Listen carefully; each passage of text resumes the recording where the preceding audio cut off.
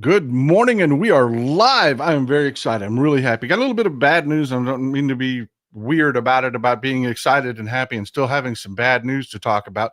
We're going to talk a little bit about the flooding here in Texas and a couple quick things that are going on, and then we're going to dig into um, a movement. We are starting a movement. I had a conversation. Y'all know I talk to y'all. Y'all know I talk to Democrats running for office, Democratic politicians. I get to have private conversations with these people, and it's one of the most amazing things in my life is that people will talk to me about uh, different things. And I had a conversation that just, I will be honest with you, it was that moment of clarity that people in AA talk about. That moment that I realized what our mission needs to be. What not just doing the right thing, not just fighting for the country, but what our mission needs to be. So I have broken down how we've gotten here, where we need to go. I'm excited about it. I'm excited about it. So let's just dig right in.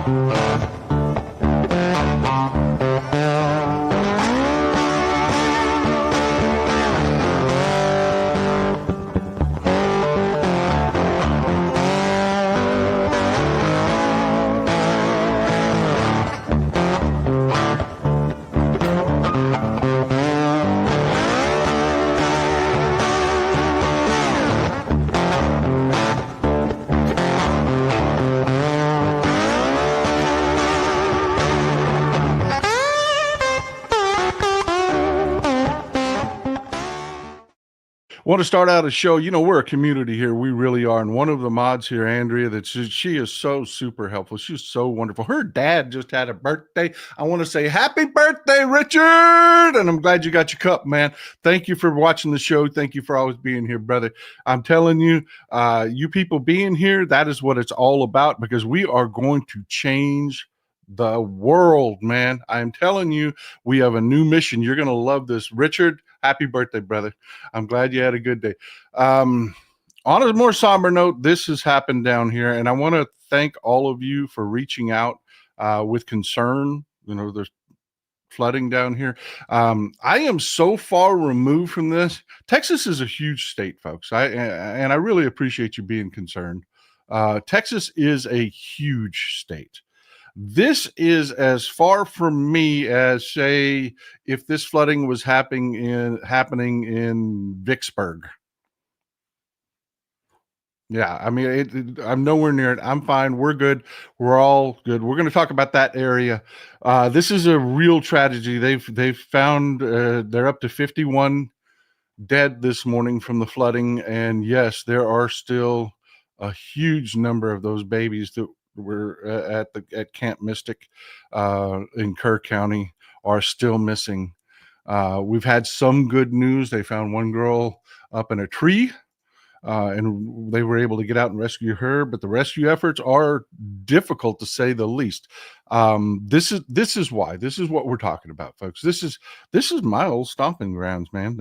I know this area intimately.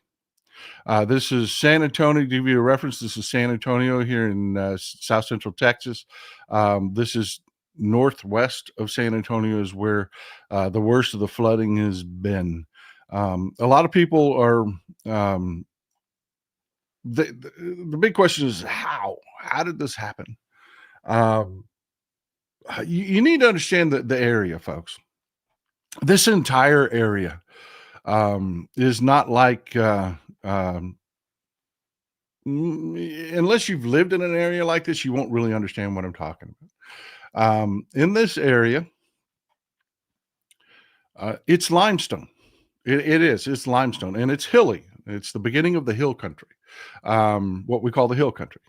And this area that we're talking about is colloquially locally known as Flash Flood Alley.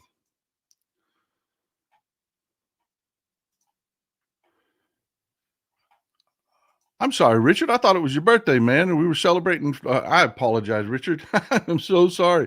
Mrs. Texas Paul was telling me that I misunderstood what you said. You have to forgive me. I'm shouting out to your birthday, and it's not your birthday, brother. I'm not perfect. I'm sorry, brother. We were celebrating Father's Day, and I'm so sorry about that, man. Stuck my foot in my mouth. Thank you. But Richard, I am glad you're here, brother. I am glad you're here. And I'm glad you got your cup, man. I'm glad you got your cup. Um, but yeah, this area, it is limestone. It is limestone. The topsoil is about this thick.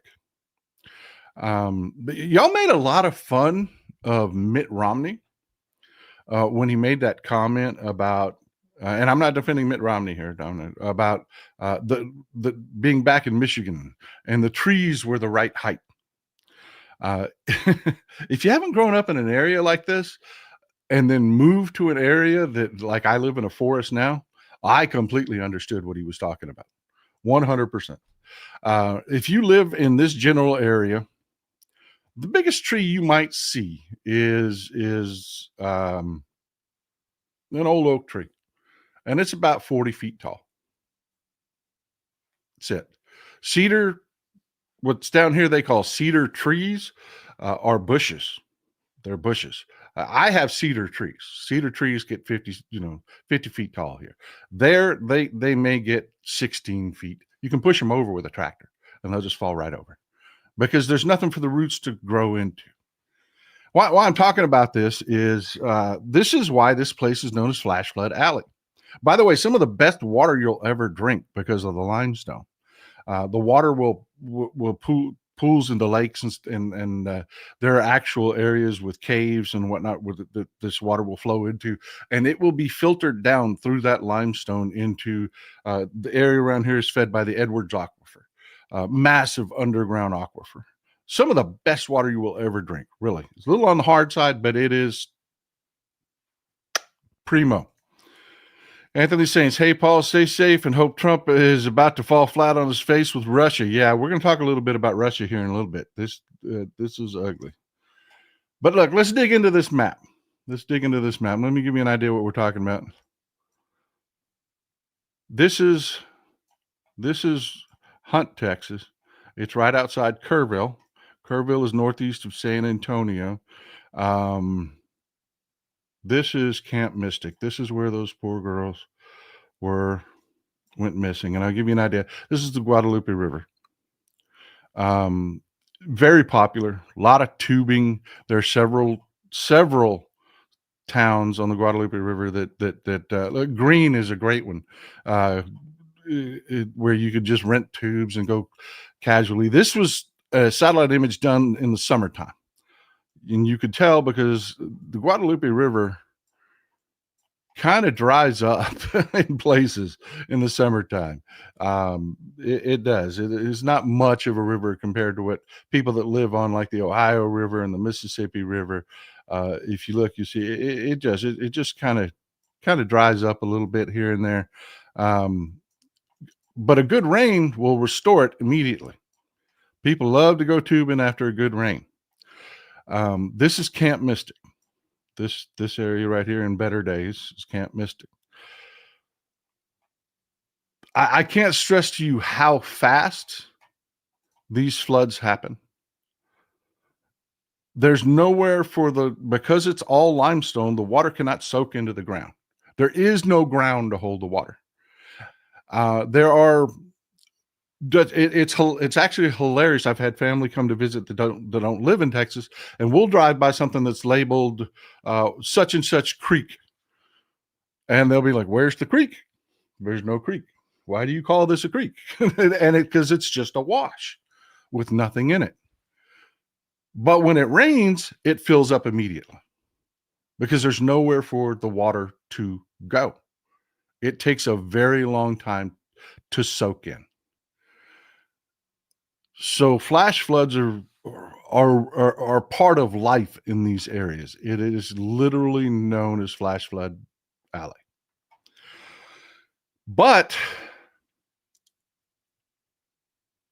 they give warnings, and there were some warnings issued the night before, but they never did get to the evacuation order.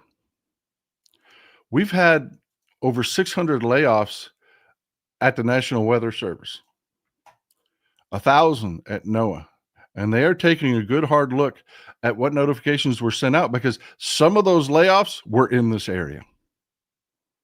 We're in this area. And I'm going to stress because this is going to be part of the theme of the show. Republican culture has been government is bad, and they just assume it can all go. Well, it can't. Government is good. Government does good things. And the people at the National Weather Service that lost their jobs due to Doge and the Trump administration were doing important work. They were doing good work. And one of the things that are going to come out of this tragedy is that a lot of people are going to find out, oh yeah, we needed this shit. We did. A lot of people are already finding out that we need FEMA.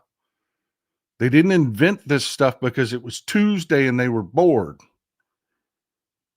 They do a job. But Republicans are taking their standard approach to it.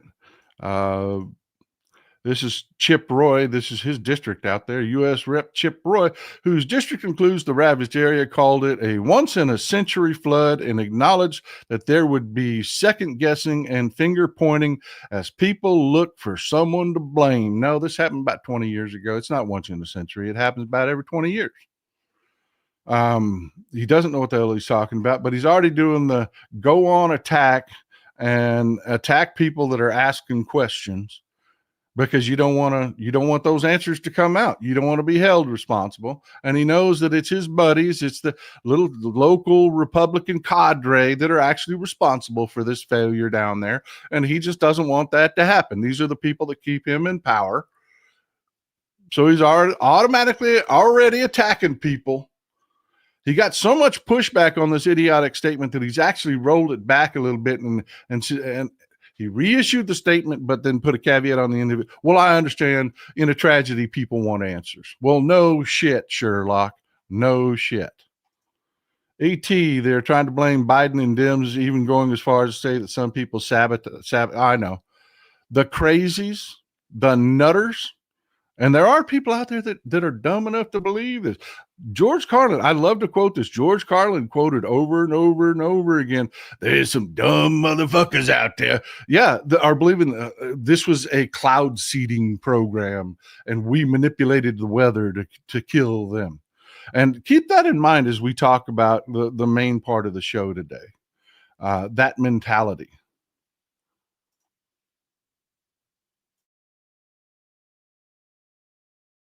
You got to forgive me, folks. I'm getting over some allergies, so I'm going to be drinking quite a bit today. Be patient with me. Gregory Brown, I could see in their statement yesterday that they were laying the foundation for scapegoating. Yes, they are desperately looking for someone to blame on this that is not them. They don't want to answer questions. They're attacking anybody asking questions. Um, so, yeah. Look, we talked about this the other day. Let's move on to Russia. We talked about this the other day.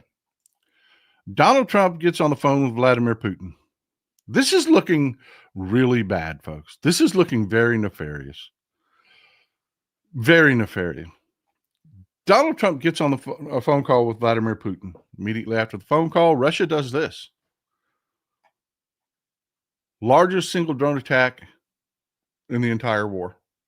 Civilian areas attacked in Kyiv. It was just awful. Just awful.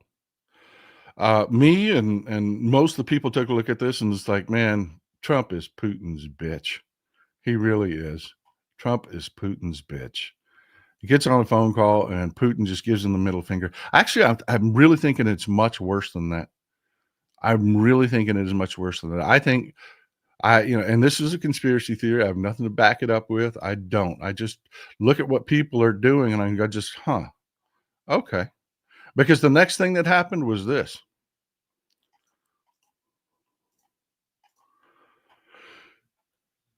Pete Hegseth put a completely nobody knows why hold on arms deliveries to Ukraine.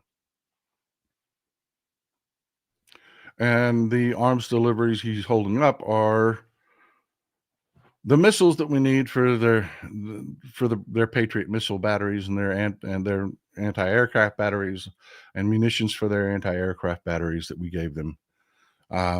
At the exact same time that Russia is now stepping up their air attacks with drones and missiles. Right after Trump had a phone call with Putin. Those two things happened in quick succession. Phone call with Trump and Putin. Putin launches the largest drone attack of the war.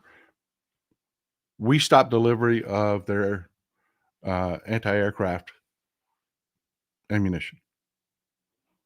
Boom, boom, boom.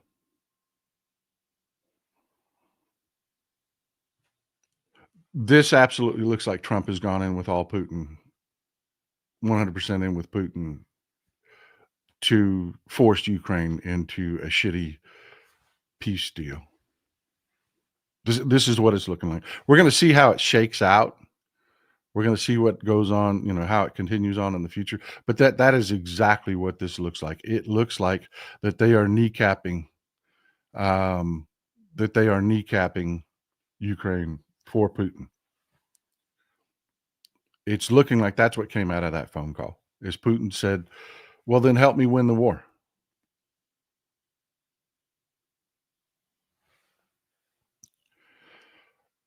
Not good, folks. This is not good. This is not good. Again, that's a conspiracy theory. I have nothing to back it up. I'm just simply looking at what happened. Phone call, stepped up air attacks. We cut off their munitions to defend against those air attacks. We will watch this very closely over the next few weeks to see how it shakes out. But it really is looking like Trump has gone all in with Putin on this, trying to force a conclusion to this war and force Ukraine to bend the knee.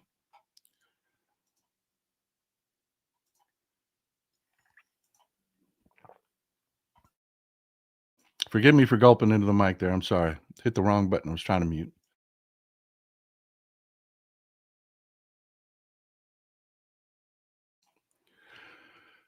So, yeah, this happened and nobody gave a shit. We're going to watch it. I told you this whole Elon Musk Donald Trump breakup smells like bullshit to me. It smells like AstroTurf. It smells like trying to put the shit back in the horse. And what this looks like to me is trying to continue the bullshit narrative of, oh, I'm mad at Elon, and Elon's like, I'm out of there. I'm not them anymore. Buy my cars. See, I'm not them. Buy my cars. But he's going to form a political party that I guarantee you is going to end up attacking Democrats.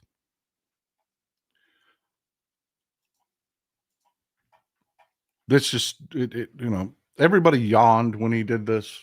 There's no appetite for it. There's no support for it. But if he can do a Jill Stein and peel off a few points, he can continue to help the Republicans and still keep running that pretend narrative. That he is no longer with the Republicans. So yeah, buy my cars.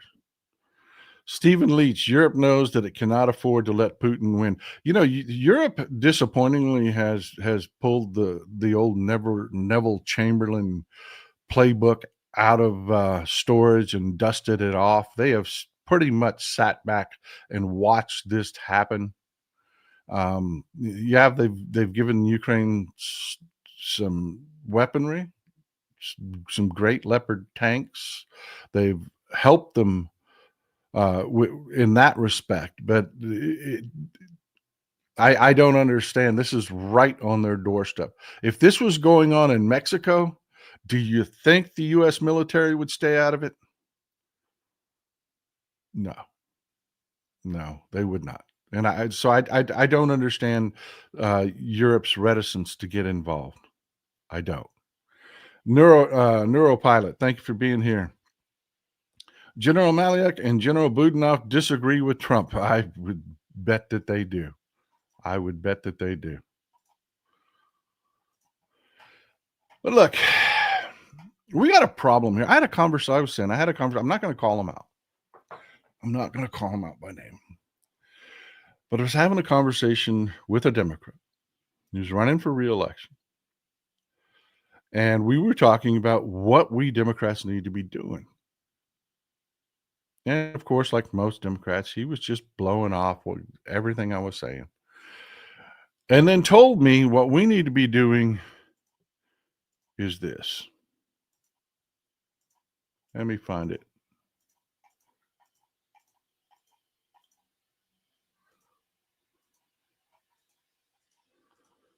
Ah, damn it. 1 second.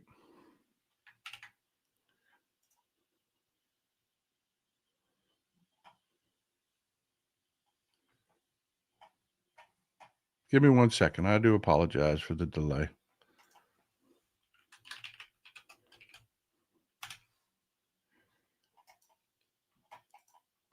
What he told me we needed to be doing is this. He said, it's not enough that we point out that the Republicans are bad, because they are. And I'm going to be honest with you folks. This fact is what's kept us in the game. We Democrats, and this is one of those things I just want you to keep in mind as we work through this. This is one of the principles I want you to keep in mind. What has kept us Democrats in the fight? We keep the lights on. We're not the government is bad people. We're the government is good people. The government does important things, and those important things need to be nonpartisan. Those important things need to be done and done right. That's who we are. That's the only thing that has kept us in this fight. I will be honest with you. Well, it's the primary thing that's kept us in this fight. And you always get people in the Democratic Party. There's this mantra that there is a nugget of truth to it, but it is not what we need to be doing. We're going to do a self-examination here, because this Democrat told me this is what we need to do. He said, it's not enough that we just point out that the Republicans are bad. It's not enough that we just point out that they're failing. We have to have something to offer.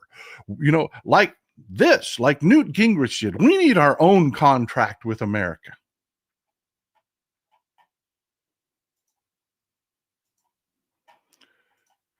And I just sat there and I died a little bit inside.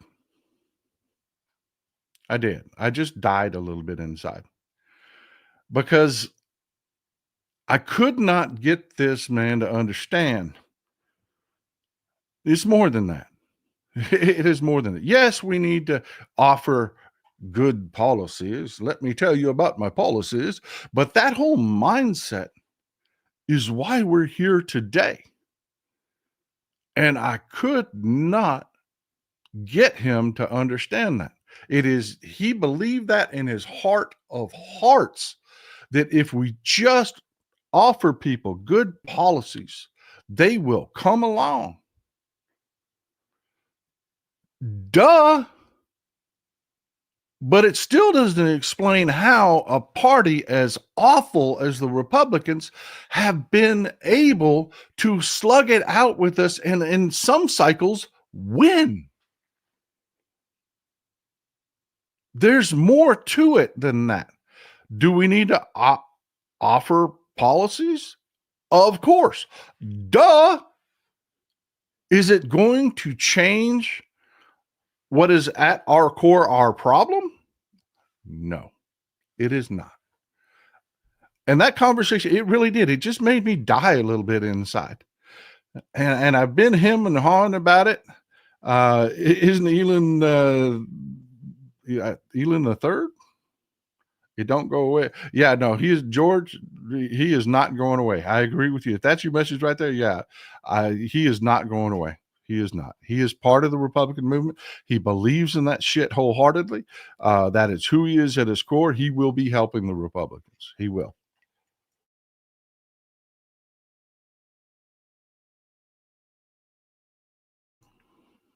Low road Democrats in the house. Randy Oliver, glad you're always here, brother. Glad you're here. So let's talk about it. Let's talk a little bit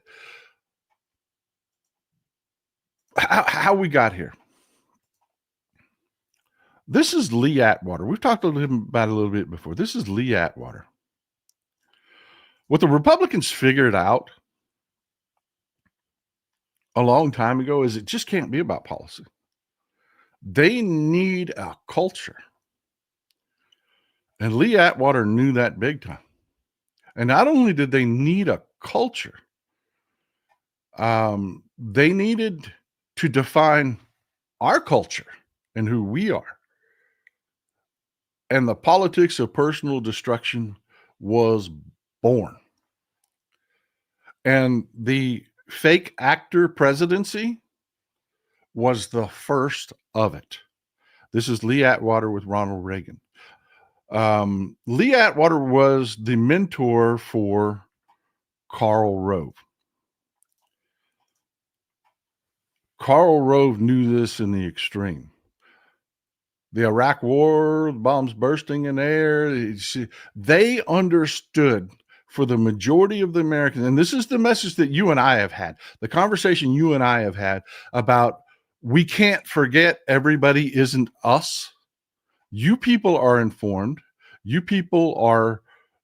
understand things on a level that your average American doesn't. They just don't. There's some dumb motherfuckers out there, to quote George Carlin. Yeah. So keep that in mind as we go forward. Karl Rove was Lee Atwater's protege.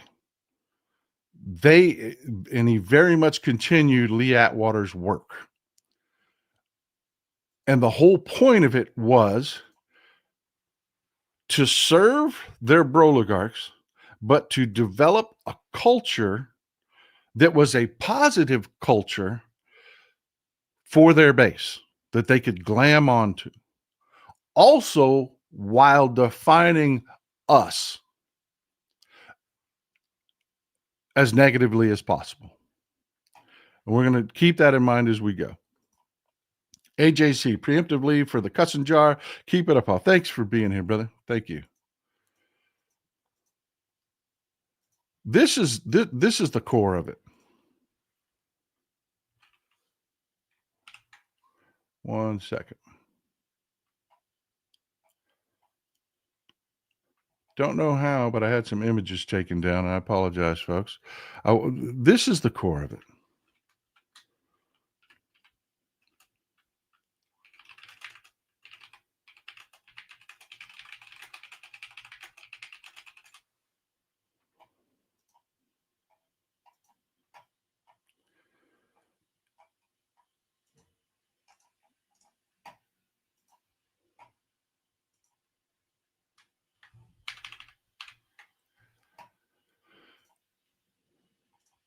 Y'all will remember this LBJ quote.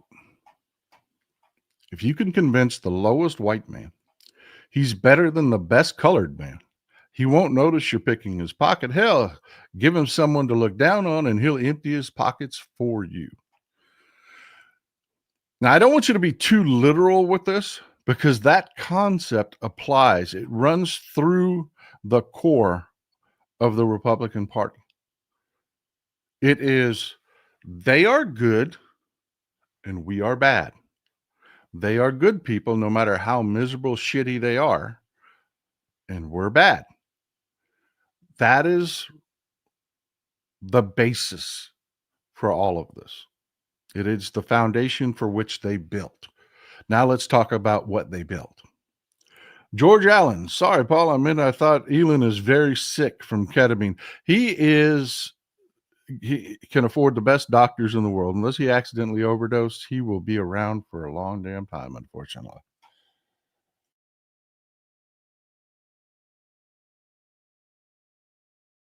And you are right. People are reporting that he is way down deep in that rabbit hole, sir. You are absolutely right.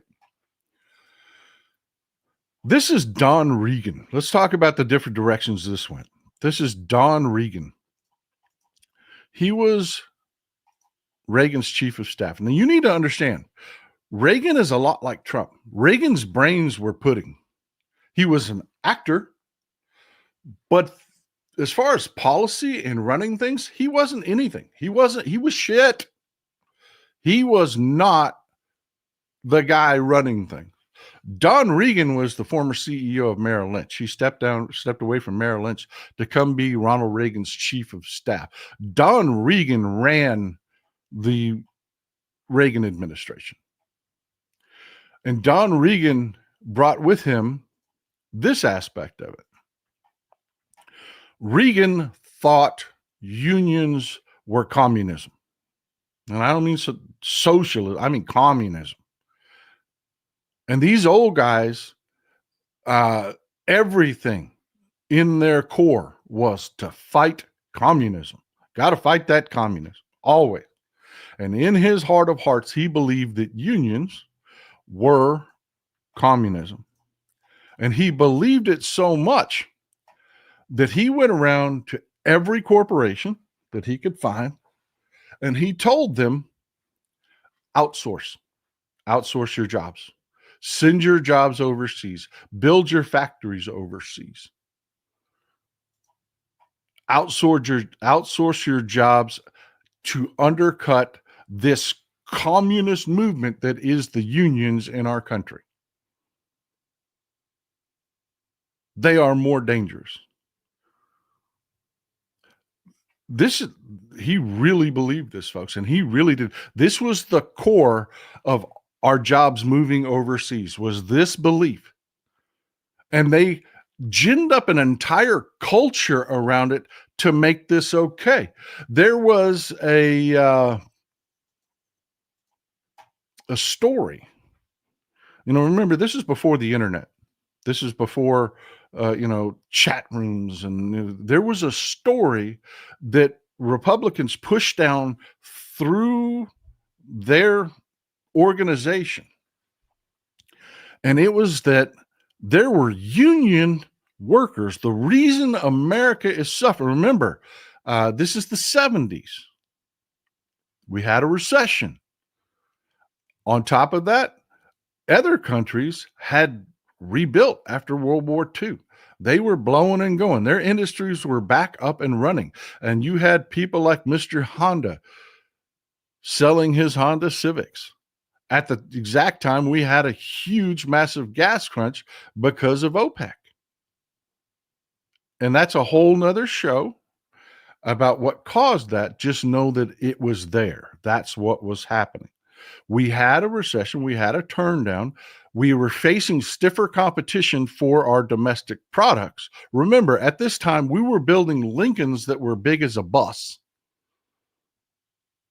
And here comes the Toyota Corolla. Here comes the Honda Civic. It was cheap. It was cheap to maintain. I remember I had way back in the day when I was a kid, I had a 4-door Honda Civic hatchback for a while. And I had to go put tires on it. And 4 tires, good tires, cost me less than $80. They were cheap to maintain, and people loved them. We saw a pullback in the American steel industry. It was a tough time. So the Republicans came along with Don Regan, and guess who they made the boogeyman? Dave Ingham. Thanks for coming in with the big support, man. Celebrating a new job and spreading the good fortune. Don't always agree, but you always make me think. Thanks, Texas Paul, Mrs. Texas Paul, and the moderating staff. Thank you for being here, Dave. Thank you for supporting the show, and thank you for being here. Oh, yeah, the VW bug was huge. Y'all understand what we're talking about. A lot of people love these cars. So this is going on, right? This is the background of what's going on. You have Don Regan, who lives, breathes, and everything. When he wakes up in the morning, when he goes to sleep at night, is anti-communism, and the unions are communism. So they fomented this story that they pushed down through the Republican establishment that there were people, union people, and that whenever you saw a picture, invariably, it was a black man. It was a black union factory worker. Remember, racism is a component in this. Bigotry is a component in this. And we're going to talk a little bit more about that later. But they would say, that man's making $100 an hour. $100 an hour. And then people that they had, because they'd already begun to infiltrate, and we're going to talk about this a little bit more in a minute, infiltrate the news agencies, went and found people working on the floor that were making $100 an hour. At a time when a $10 an hour job, you could take care of a family with a $10 an hour job. But again, it's from Republicans, so you know it's a lie. Those employees that they found working on the floor were management. They were the line managers. They weren't floor employees. They worked on the floor, so they were union, but they were management. Nobody putting tires on a car was making $100 an hour. No one. At that time, senior employees were making like $25 an hour, $26 an hour, which wasn't the best argument on our side because, again, especially down here in the South, nobody was making that money. So, yeah, they were just making shit up willy-nilly. And you're going to see that throughout the show mentioned a couple of times. Carl Rossi. Reagan had to have been in the Screen Actors Guild. He was a lap dummy. And the GOP, the ventriloquist. Yeah. 100%. He was absolutely a dummy with a, and they would Don Regan would shove his hand up his butt and pull the string, and Reagan would say what he told him to say. That's one aspect of it.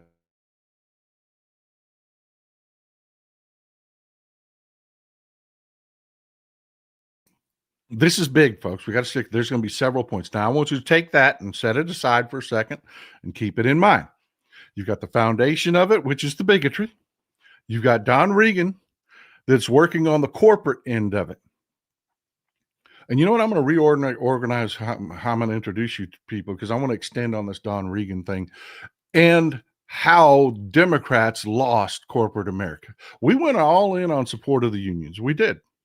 We lost the executives to the Republican Party at that point. We really lost them with this guy.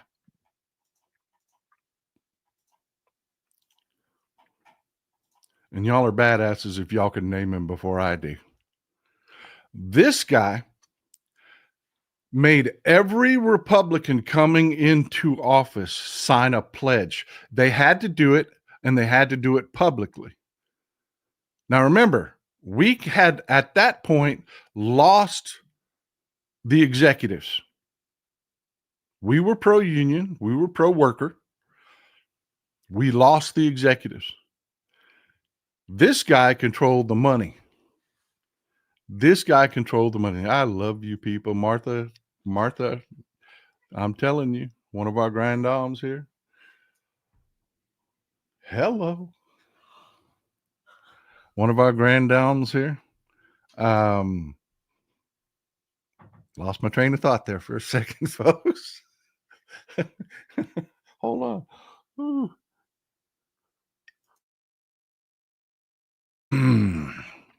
Yeah, but this is Grover Norquist. He made every Republican coming into office, publicly sign a pledge that they would not pass a bill with any new taxes at all.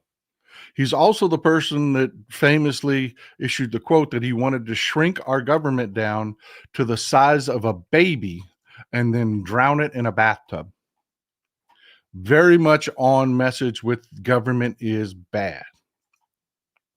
George Allen, I lived in Long Beach, California when Reagan got elected. We thought it was the end of the world. Yeah, he was California governor before he was president. And a lot of folks in California have a lot of bad memories about his policies. ET. I remember when many states also had become fiercely right to work states, which are mostly red states now. Yeah. The anti union thing was huge. We lost the executives when we did that. Grover Norquist and his no new taxes. Because remember, folks, you pay taxes, but you don't pay taxes like Johnny Got Rocks does. That's a whole different scale of things. When they say no new taxes, that's a big freaking deal for these people. So that brought them in big time. The other thing that cemented our loss of business and the CEOs and the executives was the rollback of the upper tax bracket. It was 71%, I believe. Somebody fact check me on that. When Reagan took office, rolled it down to the lower to mid 30s. That was it, man. They owned corporate America. And if you remember the 80s was a resurgence from the 70s. The 70s was a bad time. It was a time of contraction. It was a rough time for people. The 80s, they ignored a lot of really shitty bad policy because we had an economy that went crazy. Inflation was awful, so your average working person enjoyed none of the gains, but wages went up.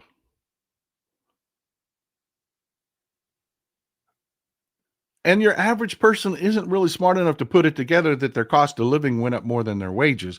So they actually lost ground. But it was a time of conspicuous consumption. Everybody wanted to be a stockbroker. That was the culture. That was the environment in which the Republicans established their culture. Now let's talk a little bit about this guy. And I'll bet you somebody in the audience knows who this is too. Vince, thanks for always being here, my friend. Thank you for always being here. This, my friends, is a guy that married the Republican Party with the churches. Before this movement, churches were about Jesus. Church, I knew one of you would know it. I knew. That's why I didn't say his name right away. I knew one of you would know it. So freaking smart. This audience, this is why the reason I'm doing this and allowing this, waiting to give the names and stuff like that is so I am not kissing your ass when I say you are better informed, you are smarter people than the average people out there. That is important to remember as we talk about what's going forward. Ralph Reed. This is Ralph Reed. What Ralph Reed did was he married the Republican Party to the churches. Now, in the 80s, conspicuous consumption, the televangelists, they were a booming. Jimmy Swaggart, this guy, Jerry Falwell, established Liberty University. And this is also the same time education is bad. Them colleges turn your kids into liberals. You got to go to them church colleges if you want to be right with Jesus. Jerry Falwell, Pat Robertson, all of these guys turn their churches into Republican institutions. Turn their churches into Republican institutions. Jerry Falwell Jr. is still doing it to this day.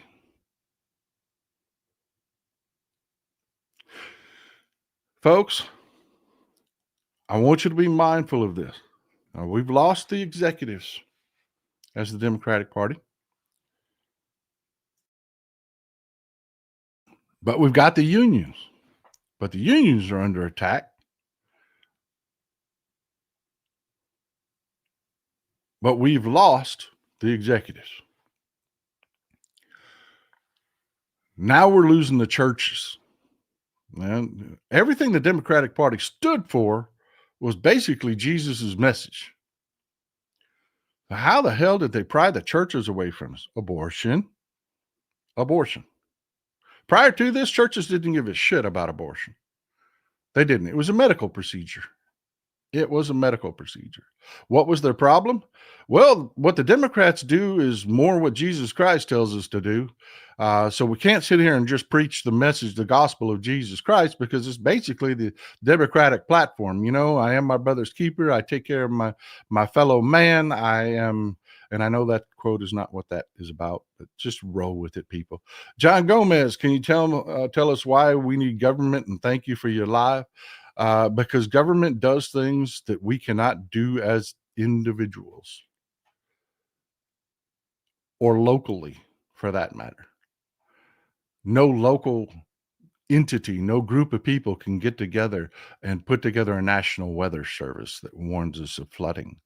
The government does important things like meat inspection, and it's the only entity that can stand up against very, very powerful entities like corporations, which is again why the CEOs and the oligarchs are all in on the Republican Party, because they have really, not only have they won the battle of regulation, won the battle of taxes, they have now, under the Trump regime, actually turned the government into an entity that services the oligarchs. But we're going to get there. We're going to get there. We're going to get there. Great question, John. Thanks for being. Now, I want to keep talking about this television because this is important, because this is when prosperity doctrine became huge. This is when the churches quit preaching the word of Jesus Christ, and it became all about abortion. All about abortion. Jerry Falwell Jr. has his version of Diddy freak off parties. We got pictures of him on the yacht with his assistant and his pants open, and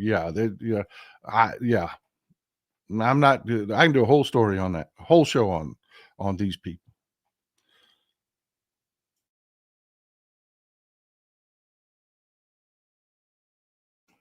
But you have, not only in the churches, this doctrine being preached that you can be Republican and with Jesus, or you can be Democrat and with Satan,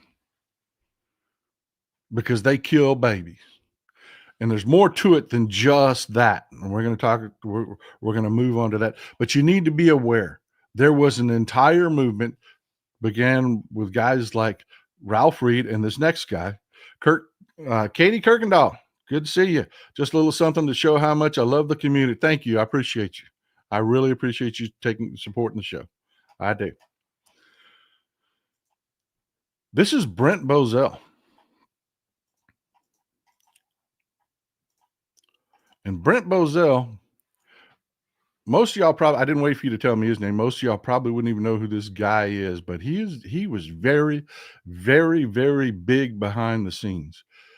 Brent Bozell was part of a movement of different entities, like Focus on the Family and all these groups that were coming up. They were offshoots of the churches that went from the churches to the streets. See, Brent Bozell ran a media watchdog entity, and it was all about God and decency and the family, and really it was about Republicans. It was about Republicans and fomenting that Republicans are good and love the family and decency on television, and Democrats, they want to show you titties on TV. They're with Satan. That's what these people did. And it went on for a very long time. And I want to pause for a second to remind you what the Democratic Party was doing at the time. Stop coddling stupid. Been busy. Miss my low road homies live. Stay salty. Thanks for being here, brother. Thanks for always being here. Thank you. No, Bozell was not a January 6er, but he is Trump's pick to be ambassador to South Africa. Now, yeah, I mean, these people are still in the mix. They're still in the mix. Now, I want you to keep in mind, the Democrats at this time, the Democratic institutions' response to this was, we're not going to lower ourselves to that.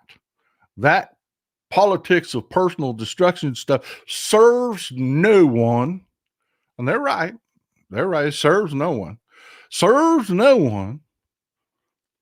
So let me tell you about my policies and why my policies are better. They did not engage in the culture war. There was no democratic counterpart to this. There were people, Susan Sarandon, and you can name a couple people that were liberals, but there was no messaging. There was no link between them and the people. There were no organizations like Focus on the Family that was connecting, that was the actual connection between the church preaching and actual advocacy on the streets that brought the people together. There were people that were Democrats of note, but they were all off doing their own thing and their own message. And the Democratic Party would not tie together with any of them, because that's what that's what the Republicans do. And the Republicans are bad people. We're here to serve you. All true. All true. Useless as taste buds on an asshole, but all true. The Devil of Dallas, Bozell tried to cancel Nip Tuck. Hated him since high school. Rest in peace, Julian McMahon, low road Democrat time. Yeah, they would just go after show after show after show after show. And remember at the time, it was about the music. We've got to put them labels on that music. Your kids are hearing cussing in their music. And that is still going on today. That is still going on today. And remember, the message in all of it is you are good people. You are better people. You are superior to them. You're with Jesus and God. They're heathens. They're evil. They're lost. They're bad people. You have to protect your children. Now you got, again, just to recap, you got Don Regan and the corporatists through taxes and anti-union busting and outsourcing jobs, all of that. They've got all the funding they will ever need. Every broligarch, Johnny Got Rocks, is now Republican. They are now Republican. The culture wars have begun.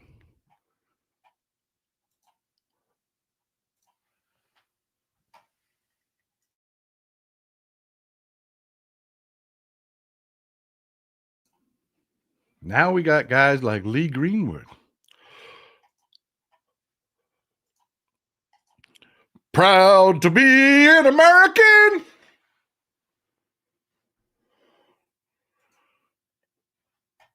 Straight up into the Republican Party. No separation. No separation whatsoever.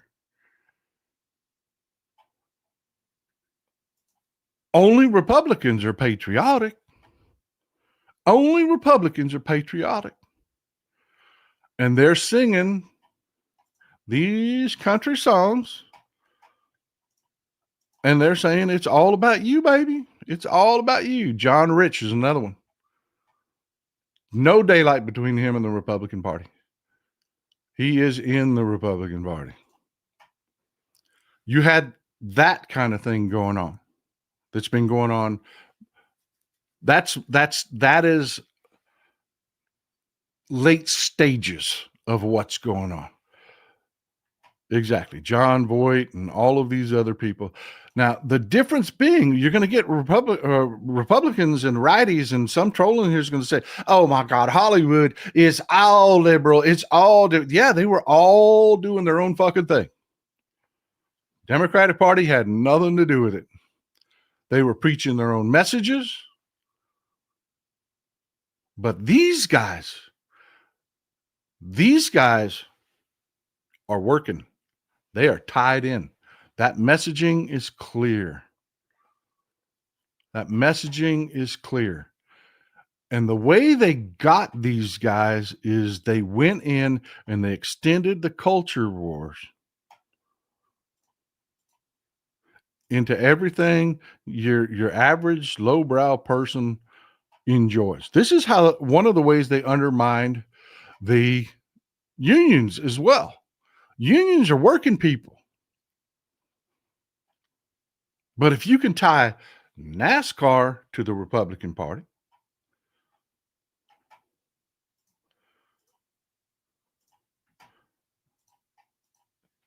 if you could make the monster truck rally, y'all remember Bigfoot, don't you? The monster truck rally about their culture. You can make inroads with plain old working people. Because remember, they're not you. They're not dissecting policy. All they see is the Democratic Party say they want to talk to you about monster trucks and go to stupid NASCAR races. Yeah, we said that. Stupid NASCAR races. They go into stupid NASCAR races. That's not what the politicians should be doing. I would like to tell you about this trade bill and how it affects you.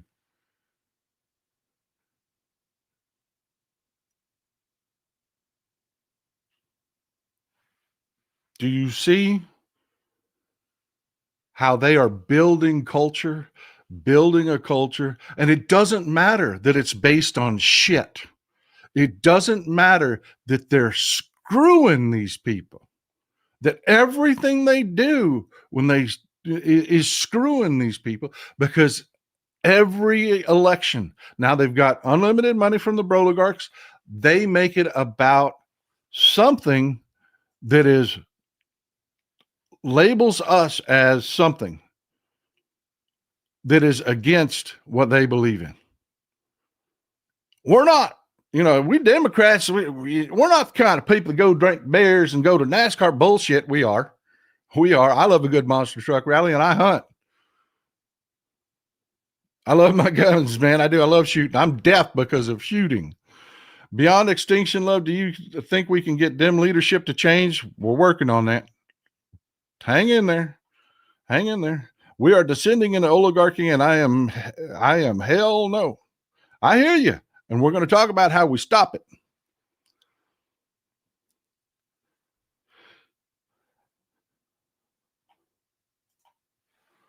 Alton Gillespie here. I worked in NASCAR, gave up on it in 2016. Yeah, because it went hard Republican.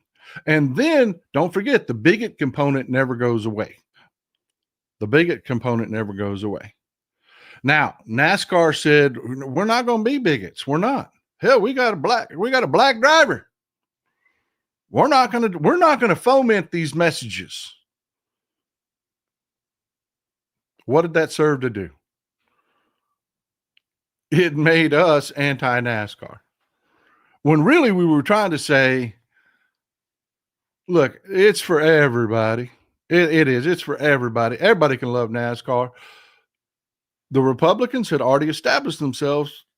There's that definition. Us and them. We're them. We're invading their shit.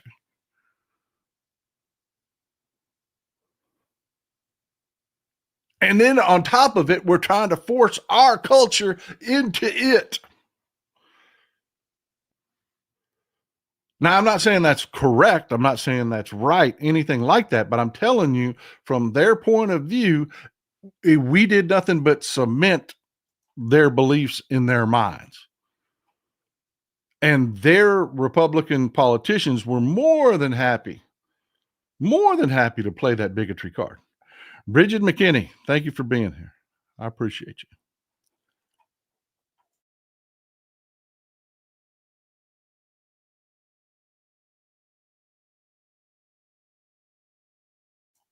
So, now are you following me? Again, the foundational is bigotry. We've got the corporatists and their anti-commie message. And government is bad. Regulation is bad. Taxes are bad. unlimited funding. Then they broke into the culture war to come up with hillbilly culture. Someone asked me the other day, is this flooding and loss of life going to open some people's eyes down here in Texas? No, it is not, because this is their culture.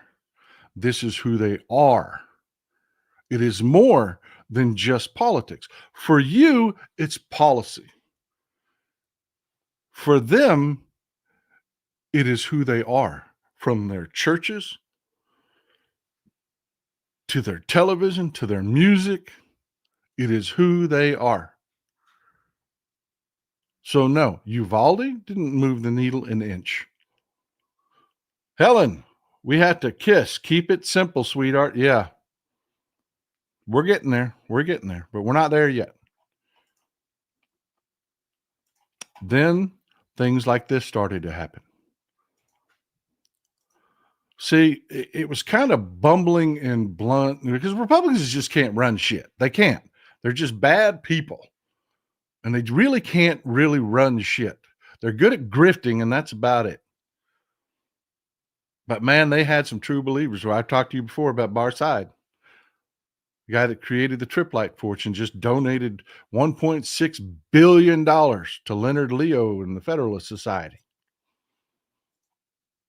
And you've seen it over and over and over again. You've seen it over and over and over again. These types of groups, the Federalist Society, the Heritage Foundation, all of these are groups. You know, Heritage was Coors.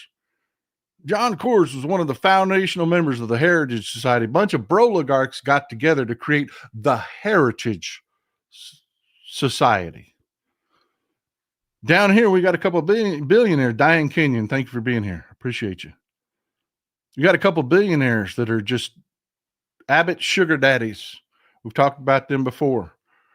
Wilkes brothers and a couple of different billionaires down here that they consider themselves preachers. They preach at their churches.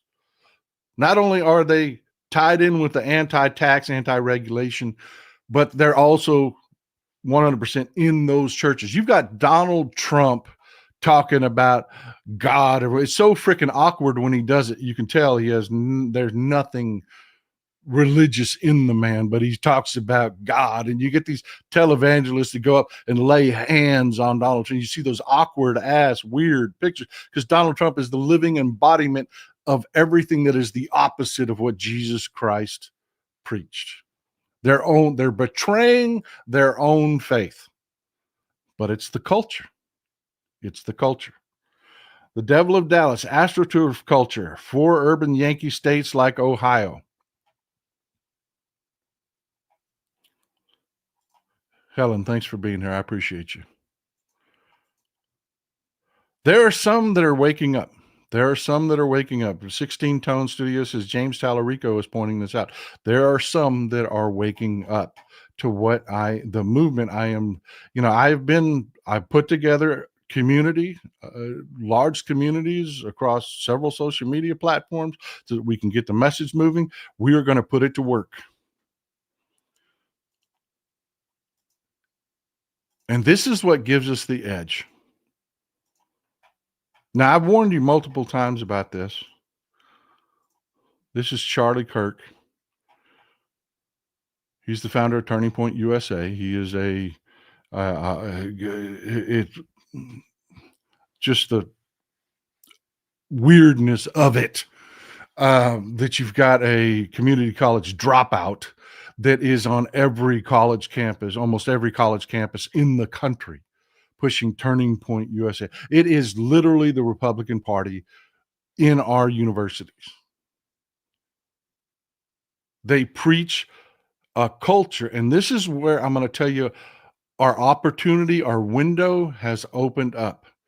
What this man preaches, the misogyny, the grossness of it, really causes a lot of people to recoil, and it opens up a window for us.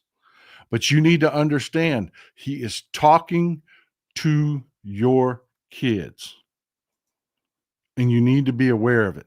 ET, it almost feels like we're fighting two fights, one for our democracy against these people, the other against our own people that are just too stuck. Let me tell you, we're going to talk about that. Y'all are so far ahead of it. 100%.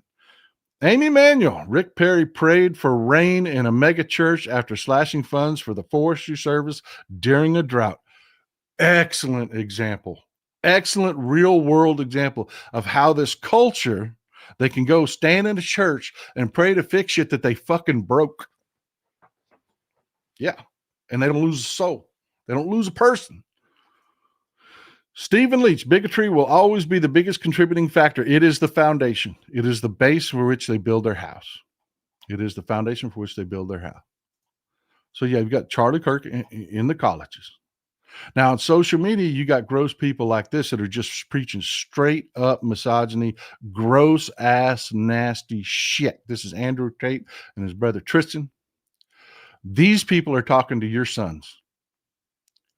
They are, I guarantee you, if your sons are on social media, they are seeing videos from these people. They are. It grosses me out.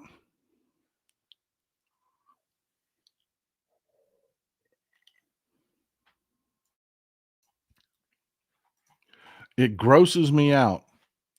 But yeah, they are really talking to your kids. They are. And they're saying the most horrific shit. They are. This whole culture, talking about the culture, talking about husbands can't rape their wives because they're their husbands.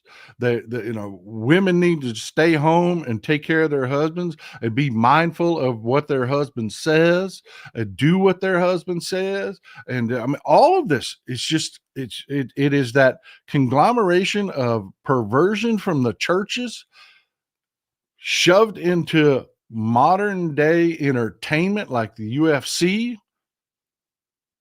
which is the new NASCAR. And it's got a reach, people. It's got a reach. Joan Cortez, you educate us, give us hope, steer us towards what we have to do. Thank you. You're a superstar. I appreciate you, Joan. That is very kind words. Very kind words. Peter Irforcino, I'm going to say, is that Lorfino or Irforcino? I'm going to massacre that. Give me a phonetic so I can pronounce your name correctly. Texas Paul, do you believe Michael Blake is the perfect person to primary Richie Torres? I don't know. I don't know. I don't know. We're still early in that process, man. I don't want to end up in anybody's camp at this point. I want to hear more about what they have to say. We are a ways out. But yeah, while you've got proud to be an American playing at every Republican rally, they claim country music is theirs, even though country music is ours, 100%. Poor working people, that's us, man. That's us. But they claim it's theirs. But again, opening up a window for us, opening us up a way forward. The grossness and the misogyny of people like Andrew Tate and people like him. Believe me, he's not the only one out there. Superstar Paco Sullivan, thank you for being here, my friend. He's not the only one there. You've got, several country music artists out there that run their fucking mouths and don't know shit about shit. But they preach republicanism. They do.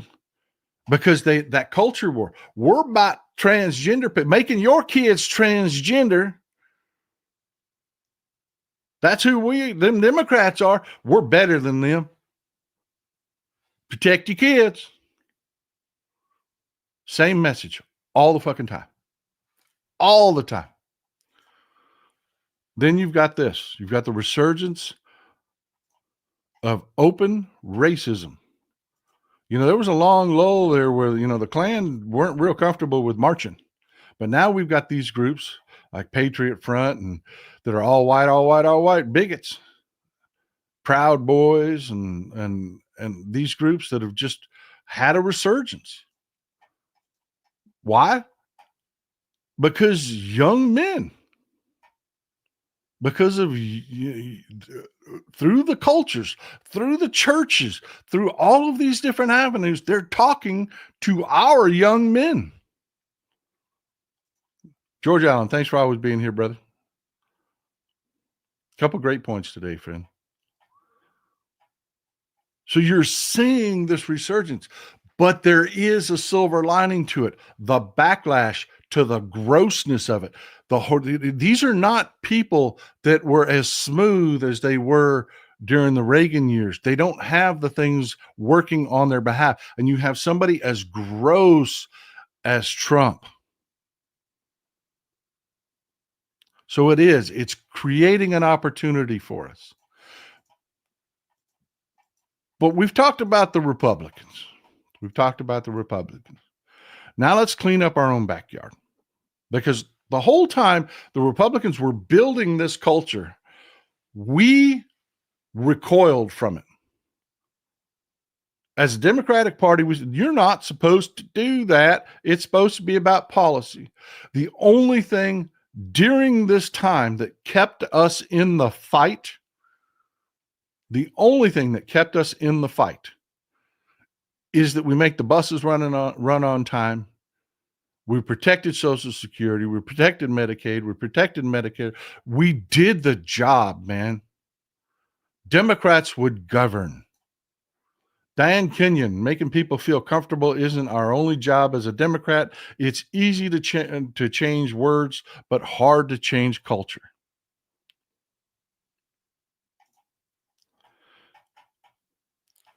So let's talk about us for a minute. Let's talk about this guy.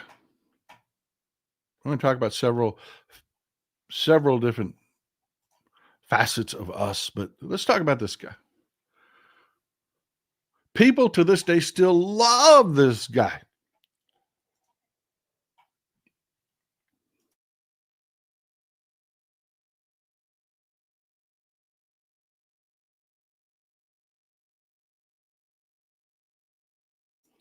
We don't have a culture.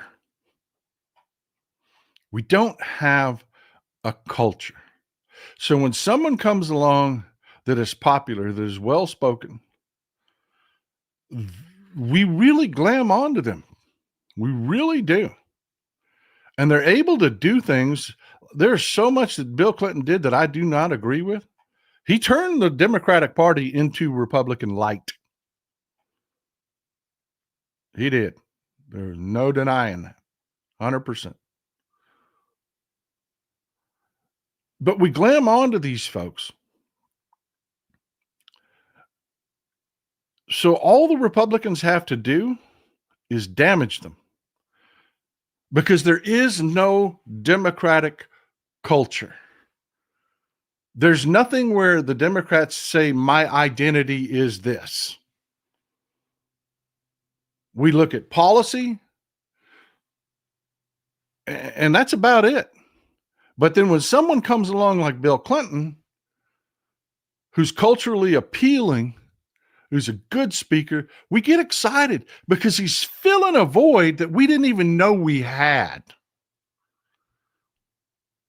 I'll tell you another one. One of the most beloved presidents we have ever had. And I will tell you something that is going to piss a lot of people off. He wasn't that effective.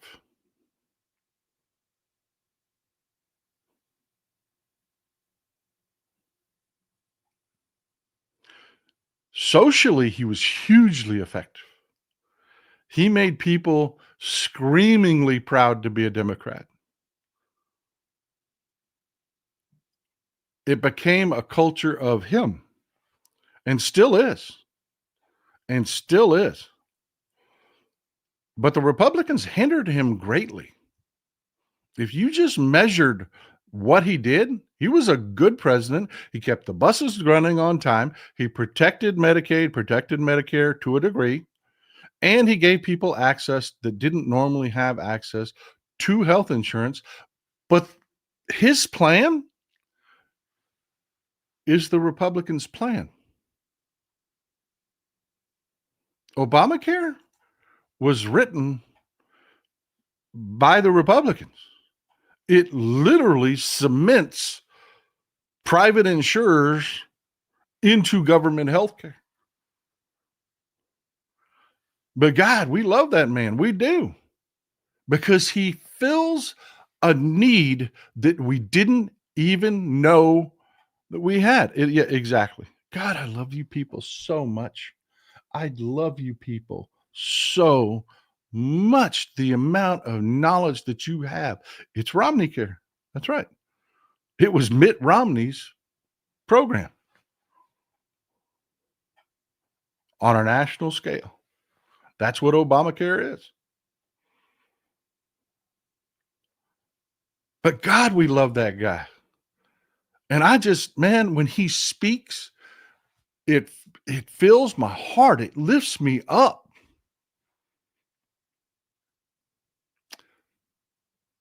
And that's a need that we didn't most Democrats won't admit to having and don't recognize it when it is happening. We need a culture. We need beyond the people, because when the people that are up there that we wrap ourselves around and become a temporary culture of, well, they're people. Now, they could never bring Obama down. They couldn't. They tried with the the birther movement and all that other shit. They couldn't bring him down. But Bill Clinton, old Ken Starr, got him. He did. He got him. And it depressed the Democratic Party. That got us George Bush. That got us George Bush. An idiot that should have never been within 1,000 feet of the presidency. Joe. Joe just got old. He did. He just got old. He beat him at every turn, man. And he was a good president. He kept the buses running on time. I'll say it over and over and over again. He did a great job with the government. Was he understanding the political warfare that he was in? No. You know how? Merrick Garland. Now, I tell everybody, Merrick Garland was a good choice for about the first year where Joe Biden was just riding the ship after the Trump administration. That's what he was doing. He was riding the ship. So no one that made waves, those were good appointments for about the first year. But we Democrats don't understand that there is a cultural war component to politics. And if we just rely on a leader to be our culture, if anything happens to that leader, we lose. In Joe's case, he just got old. But even when he was old, the people around him, because he believes in government, he believes in an administration, the people around him were still doing what Democrats do. They were still keeping the government running. They were still servicing people. Jesus Christ, when Joe took office, we didn't have vials or needles to administer vaccines for COVID. PPP, remember the PPP shortages? The stuff that they did, the Democrats did, but it's not enough. It's just not enough. George Allen, the people who turned out the first Obama election was incredible. The crowds, my dad was astonished. It was a seminal. I remember watching Jesse Jackson crying, literally tears streaming down that man's face. It was a movement for the ages. It really was. Thanks, Chris. I appreciate you, brother. Thank you for being here. Thanks for supporting the show. But let me prove to you for a second that policy is not enough. Qualifications aren't enough. Leadership isn't enough. I want to show you two of the most qualified candidates to ever run for president in the modern era.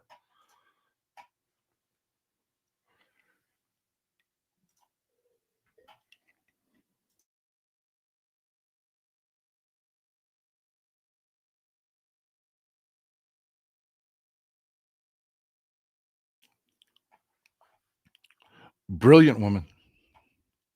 Would have been a fantastic president. More conservative than I like. Would it have been my wet dream? No, because we probably wouldn't have got nationalized healthcare and a few things like that, but it would have been a good, stable presidency. And oh my God, imagine what the world would look like, how different it would be if she had been president. Democrats believe the fight is over when we get what we want. Republicans know the fight is never over. Well said, sir. Well said.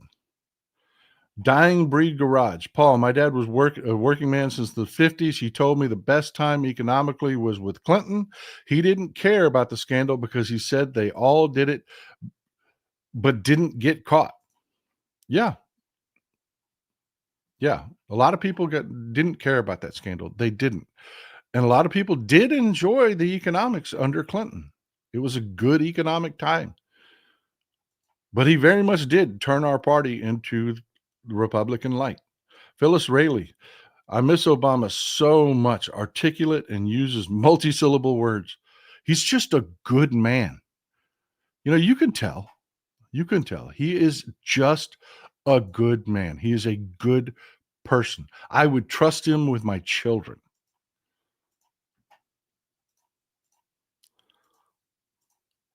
This would have probably been one of our best domestic presidents ever. Kamala Harris.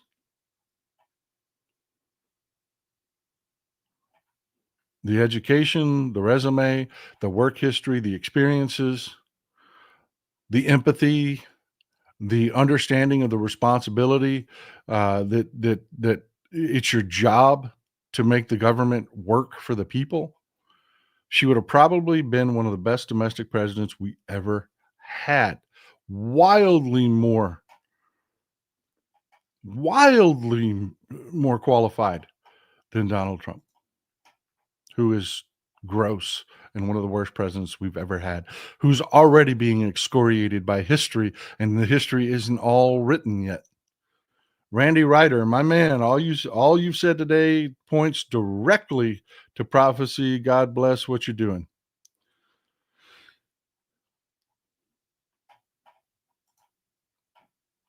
Now let's talk about some of the problems with our culture.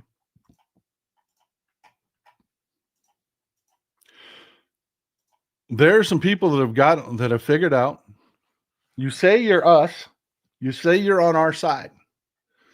You talk about some of the policies we like, but they turn around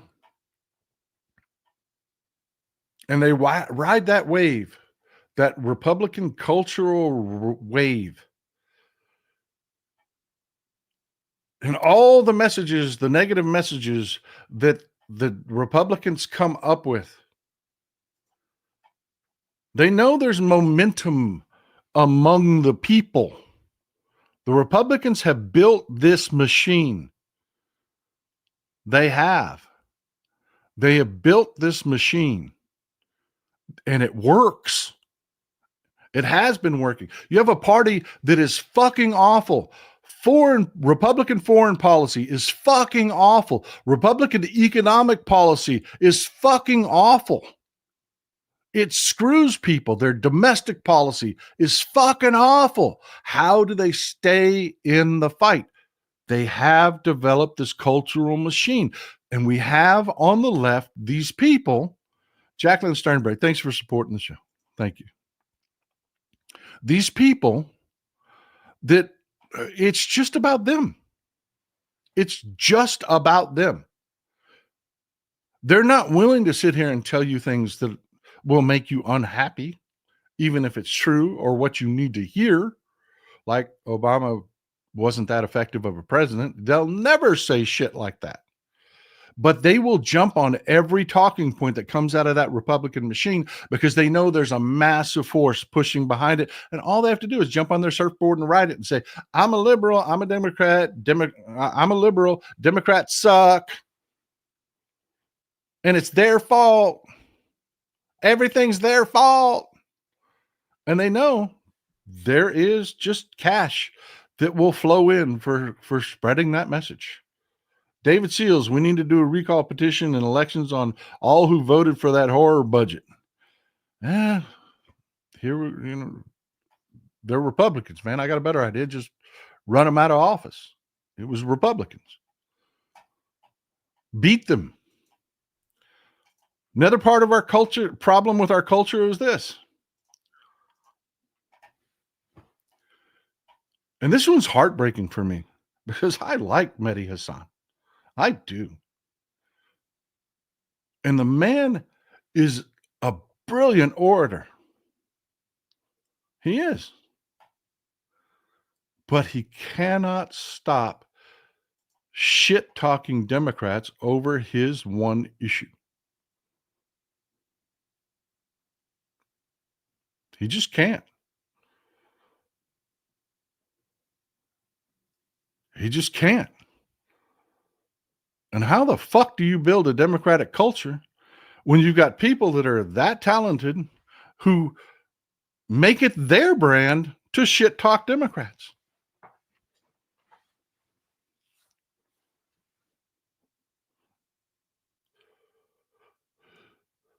So you following me here? The Republicans, because they're terrible, open up the door for us and we fight back. But we never really just wipe them the fuck out because of their culture that they've built. It's real. It's important. It's important. So the door's open for us right now. Trump is just horrible. He's a horrible human being. He will suppress their vote. He will. Even Trump's victory wasn't that great. Even Trump's victory wasn't that great.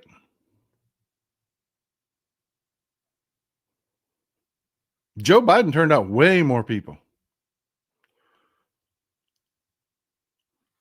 I'm going to say something right here, Andrew.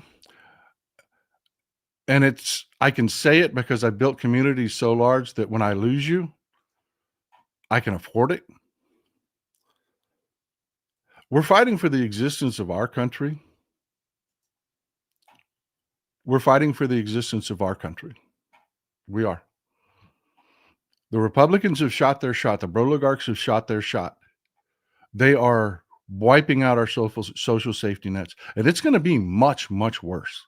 After the midterms, God forbid the Republicans actually win the midterms. It's over. You will not recognize what this country morphs into. And I would not trade my country for Gaza. Not every human, man, woman, or child. I will not trade my country for it. Period. Or Israel, for that matter. You know me. Decades of supporting the Palestinians need self-determination. They need their own homeland. Israel has every right to exist. It's the one Jewish state in the country, in the world. The one. There's only one. There are Christian countries. There are Muslim countries.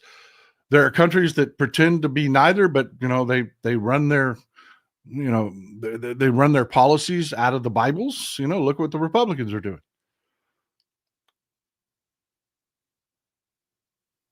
You could burn that region to the ground before I sacrifice my country. That's just where I'm at. And too many people are willing to burn our country to the ground to serve them. And I won't do it. Not Israel, not Gaza, not the Palestinians, fucking nobody. That's America first. Louis Kilgo, what you said today fleshes out what I've noticed over the decades. It should be easy to figure out, but people are indoctrinated to ignore the obvious. That's hard to break through. So yeah, we need to really talk about it. We need to have a hard conversation about what we're missing. ET. And that does not even count the corporate mainstream media's contribution against the Democrats. They're owned by the oligarchs. They're owned by the oligarchs that are firmly in the Republicans' camp.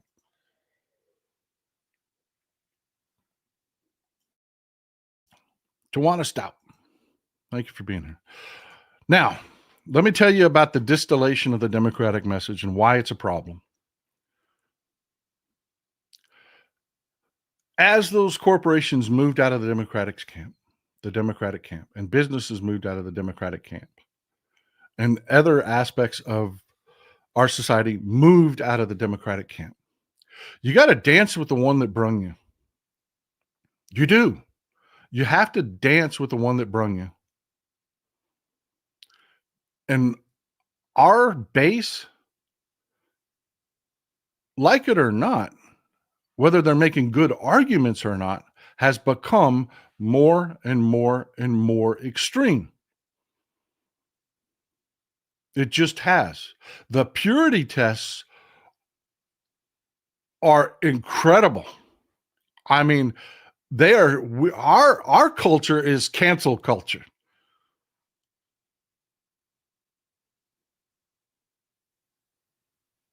It just is. Folks, we can't do this. We can't. We have to have a culture. We have to have a culture to offer. This door is open to us. This midterms is ours for the taking. Republicans are going to fuck up our economy. They already are. They're going to cause pain. Socially, people are already turned off what they're doing. The building of concentration camps and all of it. What do I know about 1440? Not in the front of my mind right now, friend. It's not. It's not in the front of my mind right now. Jordan, Rashida Tlaib lost his Michigan when she said Trump would be better for Gaza.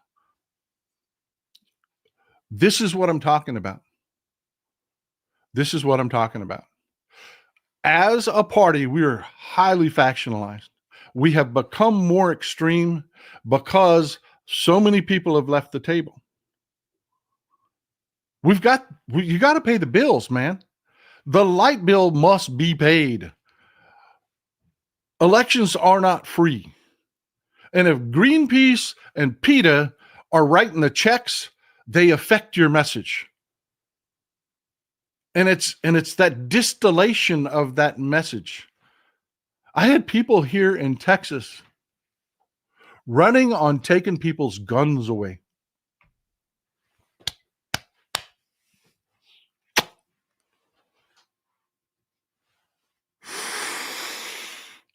Read the fucking room. Read the room. Read the room.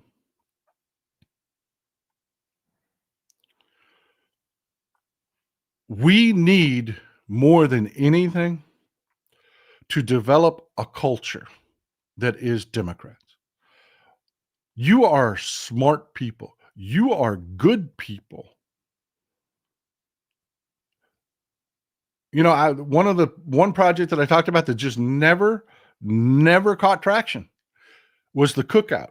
I said anybody that forms up a cookout that is a mixture of all of us, not just one group. I mean, I want culturally, you put together a cookout that is multifaceted, that represents who we are as Democrats. I will show the hell up. I don't care how much it costs me or where you're putting it on. I will come. Nobody did it. Nobody. Kate Marylight, what scares me is what has happened to Venezuela. It is too easily, it too easily could happen here. The whole economy brought down by an authoritarian regime, money worth noting, extreme poverty. It goes on. Thank you, Patty R. I appreciate you. There is our Democratic voter culture right now is to shit on the Democratic Party. It just is. It just is. 1 second. Stick with me.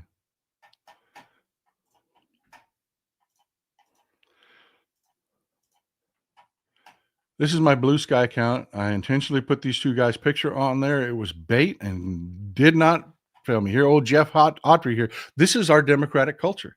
I hate Chuck Schumer, self-dealing career politician, and Hakeem Jeffries has been probably the biggest disappointment since Merrick Garland. Just my opinion. I'm not impressed by preachers' speeches, and he talked for 8 hours, but it was so repetitive I couldn't even listen.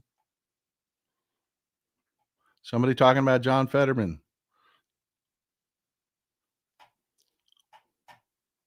The Republicans don't have this problem. They don't. They just don't have this problem. They built a culture through the churches. They built a culture through popular culture and entertainment. And the Democratic Party has avoided doing that. And we cannot do that anymore. We have to present a message of who we are. There is a void. What are you offering to the people that aren't you? I've apologized for this before. I will apologize for it again every time the subject comes up. I fucked up in this last election by forgetting that we don't just talk to each other. That to win and to win boldly and to win with enough power to really make a difference, we're going to have to bring people into the coalition that aren't you. They don't have the brains. Hard to win single issue voters. They tend to stab. By the way, follow Philip Alipore follow him. Phil, link your Blue Sky, link your threads, follow this guy on social media. He makes great points. And I'll tell you, he and I don't agree on every issue, but we fight with respect. You know what I mean? But we do agree on most issues. And he's right about this. We have to quash this anti-Democrat movement. Let me tell you about Chuck Schumer. As far as fighting goes, inside that building, there's nobody better. There's nobody better. He's holding a coalition together that has no culture.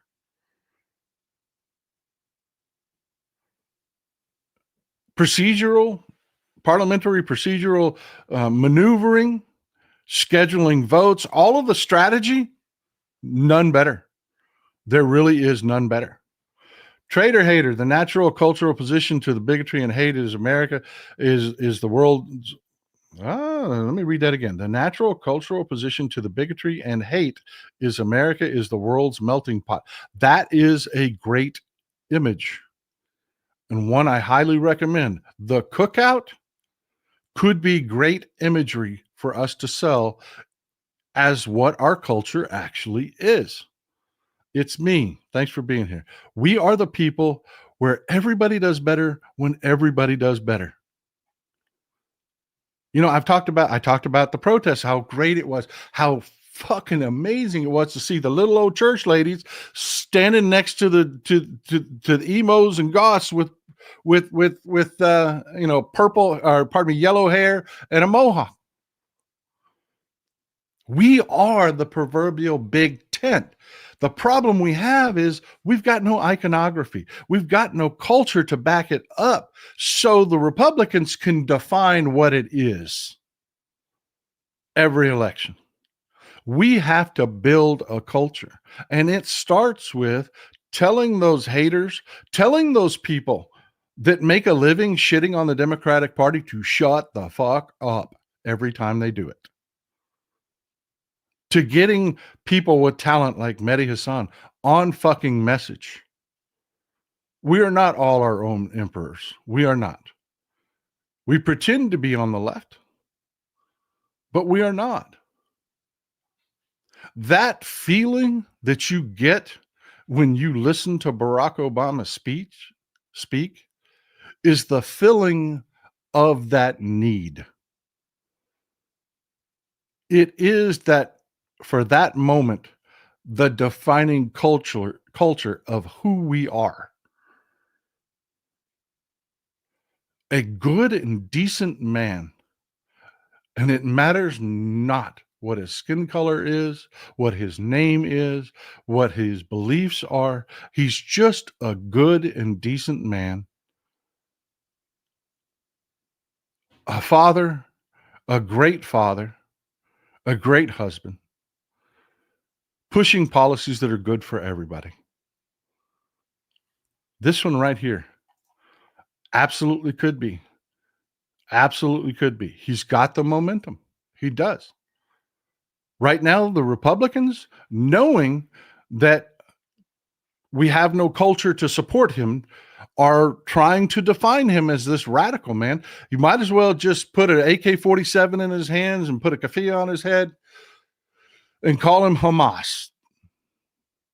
That's what they're selling. And there's a lot of very, very scared Jewish people out there that are hearing the hate, the anti-Israel hate from people that don't understand Israel has a left. Israel is not Netanyahu. This is why I say we have to have a culture. We have to develop one. We have to have iconography. We have to have imagery. We have to have a clear, defined set of values. Like we all do better when we all do better. See, here we go. That's like people shitting on America because of Trump. It just doesn't fly. And all you're doing is alienating a huge portion of your own base that you need to show up. Yeah. Jews vote.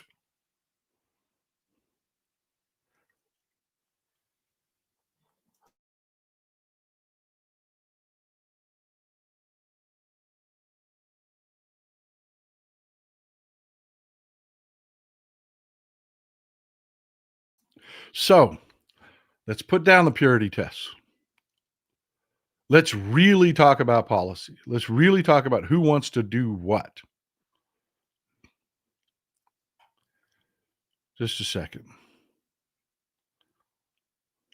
Just 1 second.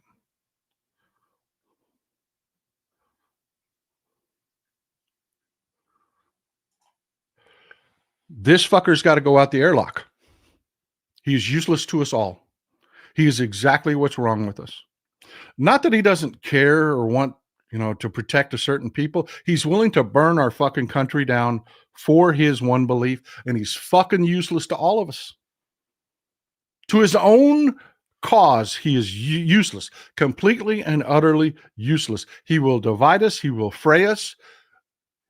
He will dampen our win in the midterms. He must go.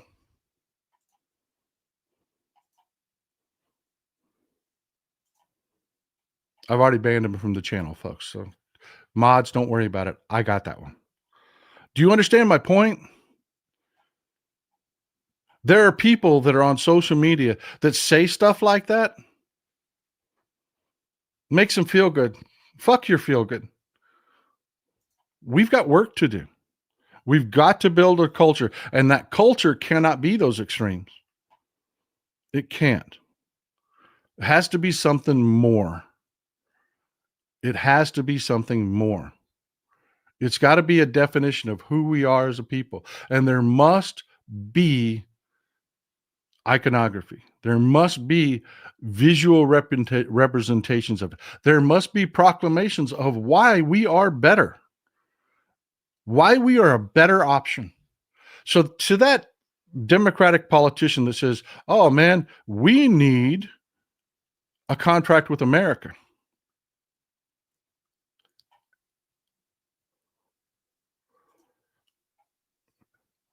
Well, folks, our culture is our contract with America.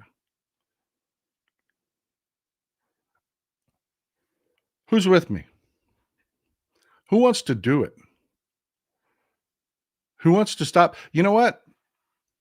Who wants to stop elevating the one person we have a problem with and start focusing on those fuckers over there that are screwing our country?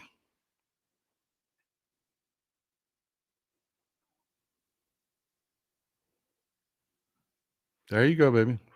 Ride or die. Ride or die. Amen. Hearts and skulls. Everybody that is on board should have hearts and skulls in as part of your as part of your bio, as part of your header on all your social media, hearts and skulls should be there. Who's in? Who's in to telling the world this is who we are?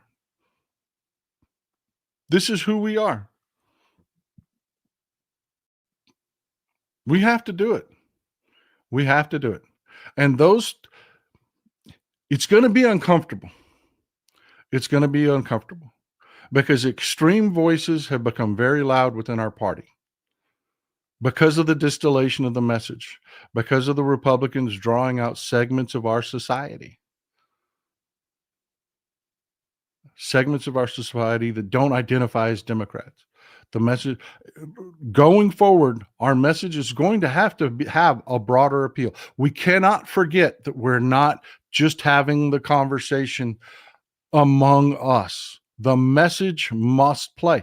Now, there's people that always that are the fanatics, that are the ones that scream their one cause, that will attack me and say, he's just saying no AOC. We can't have AOC. That's what it. No, I'm not saying that at all. If we took that point of view, we'd have never had Barack Obama. Cecilia Coleman, we need Democrats to grow up here.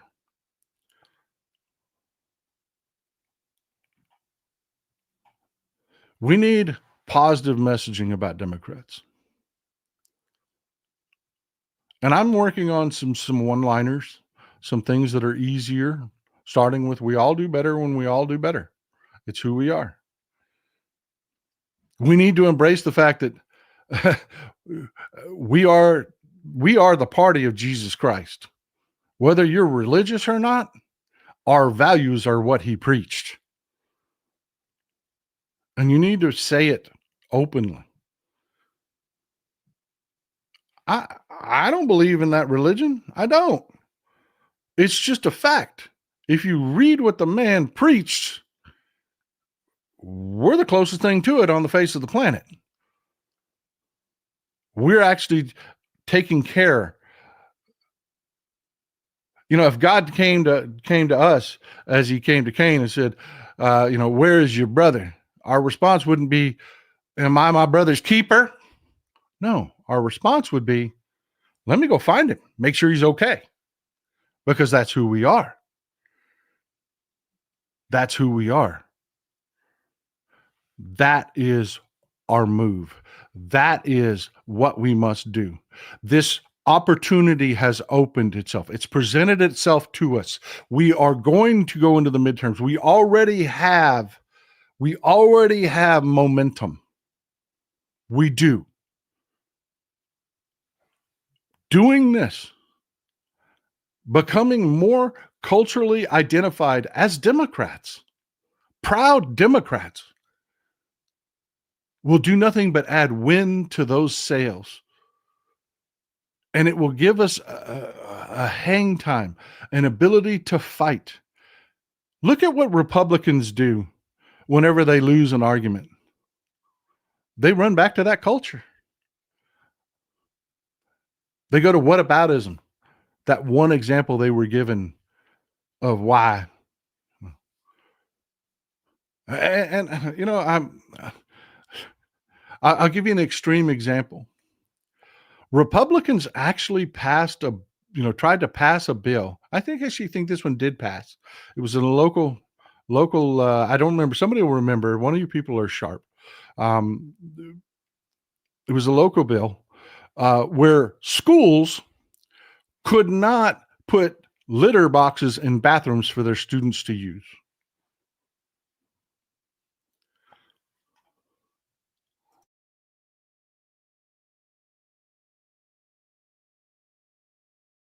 You heard me right. You heard me right. That was a Republican bill. Yeah, it was Oklahoma, but I don't remember. Was it statewide or was it local? Was it statewide? Martha Stiga, you are so well informed, Martha. I am so glad you're here. Our grand dame.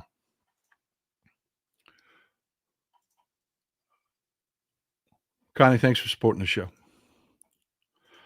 Now, that was real. That was real. A bill to prevent litter boxes from being put in the bathroom.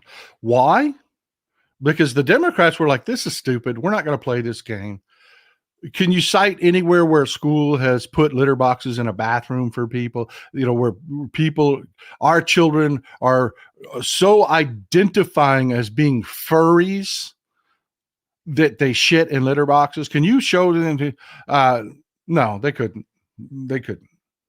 But I want you to think about what it does. It codifies, it gives the power of government behind the declaration of this bullshit. They were identifying us Democrats because we have no culture to fill that void. They can just label us whatever they want, that we're so radical that we're supporting kids that don't even exist, that are so furries that they shit in cat boxes. They just invented it whole cloth.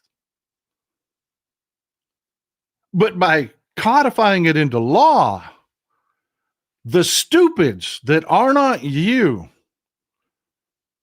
will take it as, man, we are so much better people. Look at that. We protected the children. They're so radical over there in the Democratic Party. They're trying to put cat boxes in our bathrooms for kids to shit in because they're so mentally ill that they think that they're cats. They think that they're dogs.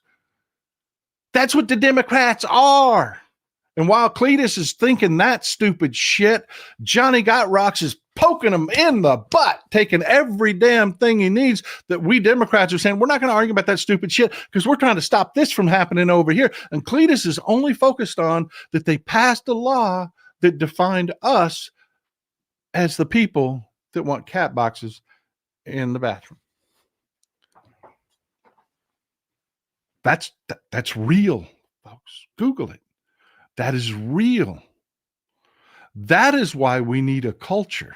That is why we can't let guys like that one guy, it's genocide Joe, and Gaza, burn the Middle East to the fucking ground, every man, woman, and child. I would do it before I let my country die. I don't want it to happen. It's a horrible notion. It's a horrible thought. I don't want it to happen, but I would to keep my country alive. Fuck your one policy. Fuck your trading my country for Gaza or Israel or any other country. We're fighting for the existence of our own country. Because, man, if they win the midterms, everything that our country once was, there is no fixing it. We Democrats come in after every election and we fix shit that they break. There will be no fixing it. There will be nothing left to fix.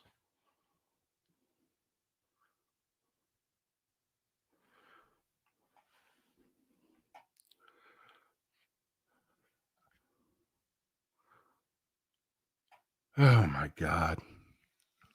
How are you not getting this? How are you not getting the point? I'm just reading a couple comments that are just, I feel the same way I did talking to that politician that was like, we need a contract with America. How are you not getting the fucking point? Our message has to grow our coalition. Our message has to uplift Democrats.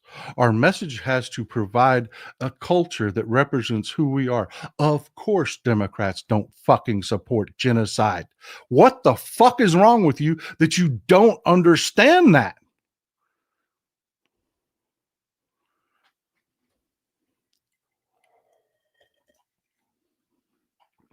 Monocle. They use a tool. We don't. They lie. How do you do it without abandoning truth? Deflect? We don't have to. Oh my God. Thank you for that. Is a fantastic. Let me pull it back up. That is a fantastic comment. Look at this. Monocle. They use a tool. We don't. They lie. How do you do it without abandoning truth? Deflect. We don't have to abandon truth. That's why it would be so devastating if we just developed a culture, because our culture, we don't have to lie. Everything we do is based in truth. Universal health care is not just good for you and me, it's good for business. It's good for business. That's just the truth. We don't have to lie when we do this. So I want to leave this with you. Chuck Schumer did an amazing job in the Senate fighting that big ugly bill. He did. That's what he does for a living. That's what we hired him to do. Hakeem Jeffries did an amazing job of taking this bill they were going to pass in the middle of the night, and they were going to run out of DC with the press not asking any questions, not anything. Hakeem Jeffries stood there and spoke for 8 hours to force that vote that he could not stop because we took his power away. And it was reconciliation. There was a statement put out by Jill Stein that a lot of the Democratic haters that we have to either send out the airlock or we have to just smash them in the face with facts until they learn.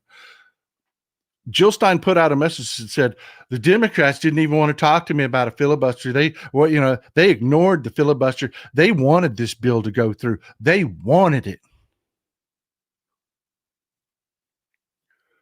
This woman ran for president and did not understand what a reconciliation bill. Yeah, absolutely. Break out the fact bat. This woman ran for president and doesn't understand what a reconciliation bill and how it works and how you cannot use a filibuster on a reconciliation bill. It only requires 51 votes. There's no such thing as filibustering a reconciliation bill. There's no such thing. That's why the Republicans did it. They lost some of their worst parts of this bill to Hakeem Jeffries, to Chuck Schumer, who had it ratted out of that bill. They did their jobs. Now, let's do our job. Let's build a culture of support. Let's build a culture that celebrates who we are. And I don't mean the most extreme parts of it. Smash the people in the mouth that are stupid and don't understand, and give just the average person that is not you something to hold on to, something to identify with, something that is not the most extreme of our politics. Even if it's our core decency, yeah, it can't be everything that we are. And I will tell you, yeah, Silly Bebo, thank you for being here. Jill Stein only pops out. I got it right, didn't I? Silly Bebo. Jill Stein only pops out when it's convenient. She is a grifter. She is, man. She is there to capitalize. And that message that got a lot of traction. It did. Oh, the Democrats are just like the Republicans. The only reason they can do that is we don't have our own culture. We don't have our own identity. So yeah, this is it. I'm going to wrap it up here. You're not independent. You're a Democrat.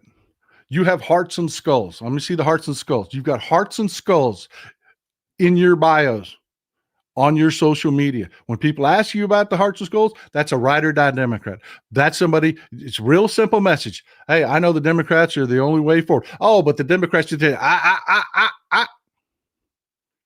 Democrats are the only way forward. Be proud. Be proud. Democrats are for the working people. Democrats will protect your religion, not radicalize it. Democrats will allow you to pray to Jesus, not betray him with your beliefs. These are the things that you need to say loudly and proudly. And let us develop that culture.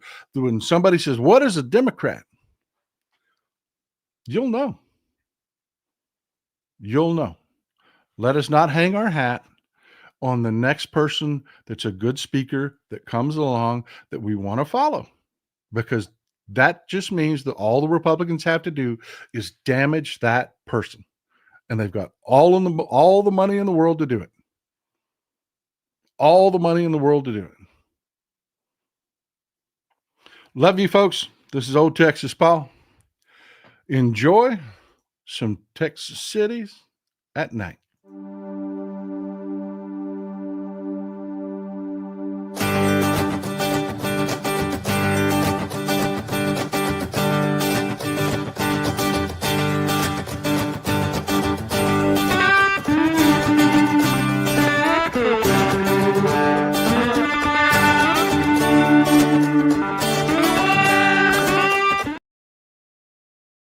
All right. There you go. You did it. Made me stop. Had to come back and answer this. Video. What about the DNC being so corrupt? The answer is it fucking isn't. It fucking isn't. You need to stop this. This is bullshit. This is shooting yourself in the foot. It isn't. Let me tell you something. Hakeem Jeffries went and met with Mark Zuckerberg. And social media lost its fucking minds because of it. That's his job. This shit isn't free. They have to get funding. They do. No funding, we're done. And people excoriated him. The cancel culture came out and statements like that. Well, the corrupt DNC. What the fuck is corrupt about the DNC? You want to know how uncorrupt the DNC is? David Hogg ran for a position. He refused to give up his PAC. You cannot do that. Remember everybody talking about, oh, the DNC put their fingers on the scale for Hillary Clinton. They made Hillary Clinton. We wanted Bernie. They took it from us. That was bullshit. But the DNC is so fucking gun shy from that you cannot be involved in any political activities and be in the DNC. They only represent what you want and what you do in the primaries. That's it. There's no finger on the scale anywhere, but you still get the corrupt DNC. What's corrupt about them? Point out one fucking thing. I'll sit here and wait that is corrupt about the DNC.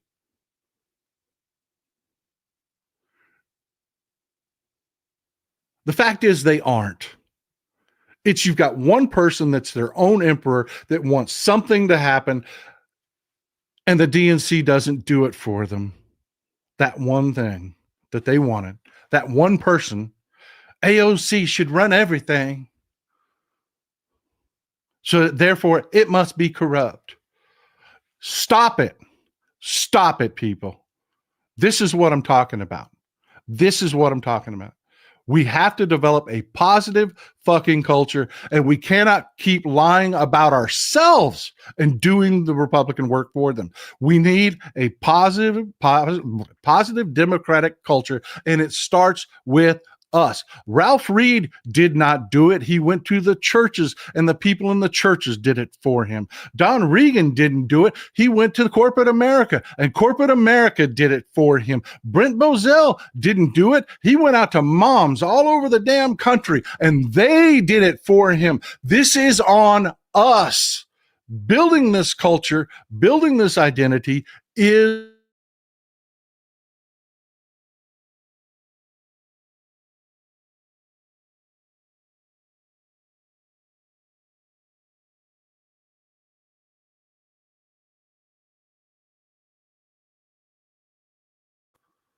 both-sidism is the worst. Monaco, we don't celebrate our wins enough too. That's a problem. No one knew Biden got the rail workers paid leave. No one ever mentioned it. Yes, that's on us. When somebody talks negative or says the DNC is corrupt, hey, fucker, this is what the Democrats are doing. Stop it. That has to go. And I'm sorry for calling you out. It's not you personally. It's not. It's that fucking message that's bullshit. There is no such thing as a corporate Democrat. The corporations went to the Republican Party years ago. Anybody that says corporate Democrat, send them to Open Secrets to look at the fucking funding. Who spends what where? Love you folks. Sorry about that, but that has to stop. That is what I'm talking about. We need a positive, good image to share with those people that are looking at what the Republicans are doing and saying, oh, this sucks. You've got to have something to offer. And the DNC is corrupt is not it. That is not it. Love you folks. Enjoy some Texas cities at night.